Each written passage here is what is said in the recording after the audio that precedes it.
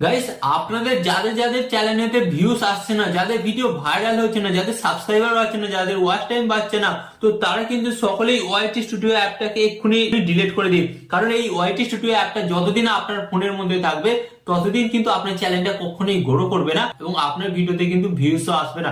তাই আপনাদের ওটা একটাই কাজ করতে হবে, সর্বপ্রথম কিন্তু ওয়াইটি স্টুডিও অ্যাপটিকে কি করবেন, ডিলিট করে দেবেন। হ্যাঁ গাইস, তো অনেক ইউটিউবার দেখবেন এই টপিকটার উপর কিন্তু ভিডিও বানাচ্ছে।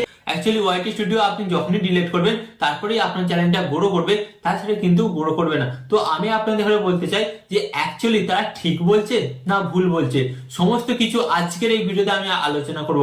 ওয়াইটি স্টুডিও থাকলে আপনার ফোনের মধ্যে কি কি সুবিধা এবং ওয়াইটি স্টুডিও না থাকলে আপনাদের কি কি সুবিধা, সেই সমস্ত কিছু আজকের এই ভিডিওতে জানতে পারবেন।